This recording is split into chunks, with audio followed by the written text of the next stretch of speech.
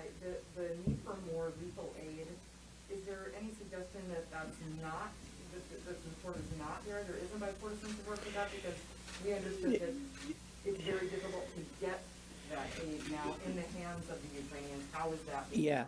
When you ask a question, would you mind taking your mask off? Because it's hard to hear you. Sorry about that. Look, it is not that difficult to get lethal aid to them. We've been pouring lethal aid in there for a considerable period of time. What I would suggest that we do to the president is to actually take the lethal aid into the Ukraine. Right now they're taking it into Poland. The Ukrainians got to come and get it and truck it in. As everybody here agrees, we do not want a confrontation directly with the Russians. But the western part of that country is Russia-free right now, and there is precedent for this. When the Russians in 2008 went into Georgia, George W. Bush took supplies, lethal aid, into Georgia. And how did he do it? He didn't leave it on the doorstep. He flew it into Georgia. And so there's no reason why the administration can't be doing that. I'd urge them to do that. Obviously, you need to be risk adverse to a degree, but delivering to Lviv or somewhere else that's in the western part can be done easily. Yeah. If there is bipartisan support to send lethal aid to Ukraine, when is that going to happen? I mean, obviously we know time is of the essence. We had a code out that includes Republicans going to the border this weekend. Is that what Ukrainians need when they're very directly asking you for more weapons? When can that happen? Are there any concessions you're able to make a deal? Well, I don't think that at this moment there is plenty of ability to deliver lethal aid. That is, there's still money there that the administration is using. It certainly isn't a stoppage by any stretch of the imagination. But because of what we're seeing coming in to the Capitol, we need a huge surge of these weapons. We need Javelin missiles, and everybody talks about a no-fly zone. The Ukrainians can make a no-fly zone by simply us sending them enough Stinger missiles. They can make their own fly zone over, or their own no-fly zone over the Ukraine. Yep. Hi. The U.S. imports Russian oil in part because some U.S. refineries need the grade of crude or higher sulfur content produced by Russia in order to run. Other sources of that crude have already been cut off by sanctions on Venezuela and Iran. How do you propose to get these refineries the crude oil they need if Russian oil is banned? Or are they just sort of out of luck? I have experts on that question. Senator Barrasso, Senator Sullivan. Well, look, I think the one issue here is that to your point, having the imports of oil come in overnight as a magic, simplistic solution is more complicated than it sounds because of the refining capacity and the different qualities of crude. But as you saw when we did that with Venezuela, when we did that with other countries, our private sector has the capability to adapt rather quickly on addressing these issues. Here's the big topic, because when you raise this issue of energy and imports, you get those kind of answers, and you get the answers of, well, what we really need to do, as I mentioned, the Secretary of Energy said this just the other day, what we really need to do is just move to renewables and get off hydrocarbons. That was literally her answer to a bunch of senators 4 nights ago. We need to think a little bit longer term. This is a challenge. We are in a new era of authoritarian aggression with Russia dictators and with Chinese and with the Russian dictator Putin and Xi Jinping.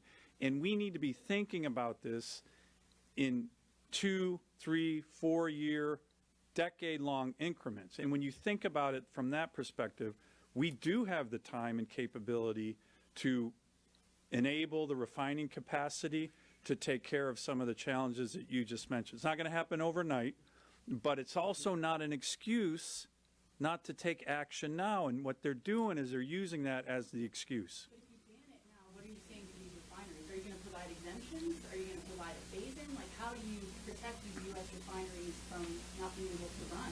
They don't have that. Well, look, I don't think every U.S. refinery is completely addicted to the 650,000 barrels of oil coming in from Russia. They have been through this kind of situation before. They can make contingency plans. But again, what we keep hearing is excuses on why we shouldn't do it. And what we're saying is, if we start that process today, the president could do this tonight. You move into the situation in where you can start to refine this over time, and it's something we need to get on right now. Yeah, how about going to the refine, I mean, some refine light sweet, some refine heavy, they have the crackers and all that kind of thing. The oil that comes in from Canada is heavy oil. So work with Canada to bring in more of that heavy oil for the refineries that have the heavy crackers and refine the heavy crude. And then for the ones that refine the light sweet, like our oil from North Dakota, make sure that you work with them so you get more of the oil to those refineries and find ways to give them more room to expand what they can do at the refineries at the same time that you open up production. Stop with all these restrictions in terms of getting permits for new wells.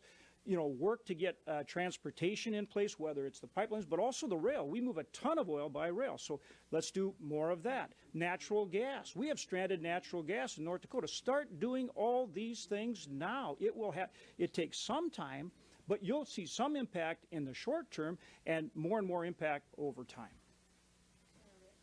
Wait, Senator Cruz and Senator Kennedy want to take your This is the last question.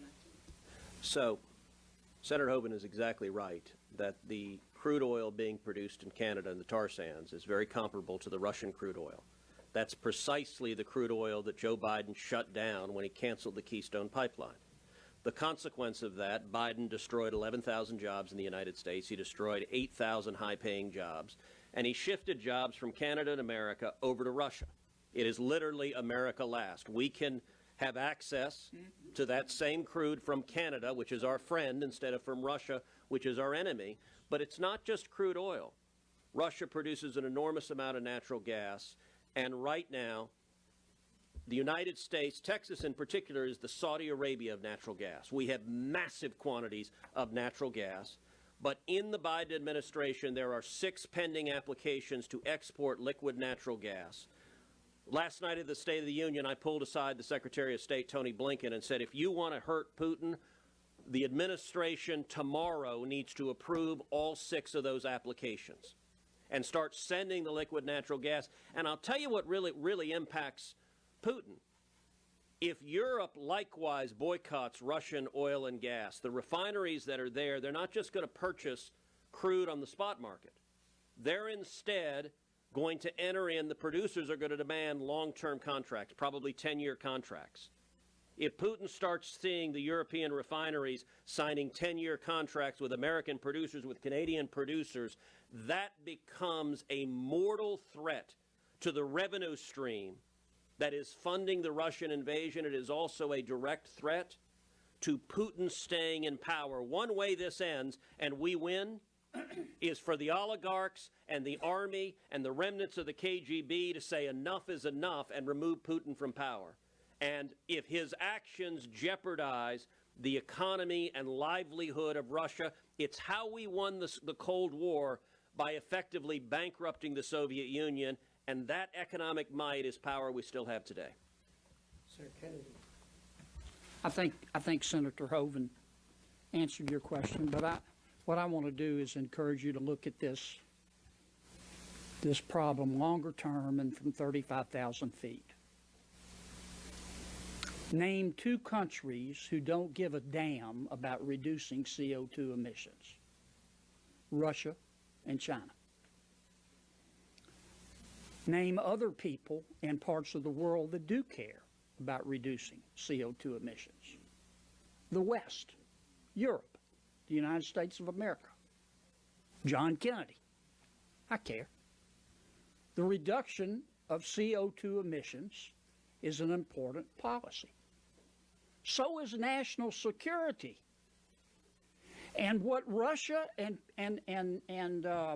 China have done here, they have taken advantage of the effort to reduce CO2 emissions, which to the Biden administration means a frontal assault on oil and gas. It's so clear what's happening. And they're working together. This isn't just about Ukraine. It's about the East China Sea and the South China Sea and Taiwan and Africa. It's so clear. And the president needs to hit this head on. How are we going to win this? How are we going to make Putin a pariah? How are we going to kick him out of the international community, kick him out of the international marketplace if you don't attack his oil and gas? And it's not going away, folks. And point two, I need you to ask my friend Secretary Yellen a question. We just gave Putin $18 billion in special drawing rights. Secretary Yellen said, oh, we've got to issue these special drawing rights. Make the IMF do it, these gift cards. She didn't bother to and why? To help the poor countries buy vaccines. She didn't bother to explain that most of these gift cards, these special drawing rights, are going to the wealthiest countries. The small countries get the little end of nothing. And she just handed Vladimir Putin $18 billion. And we didn't hear a word from her. And we didn't hear a word from the IMF. You couldn't have found them with a search party. You couldn't have found them with Google. They just turned the money over. I'd be a little curious about that.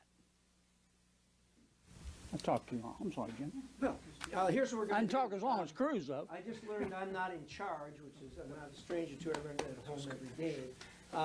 But apparently the room is needed by someone else.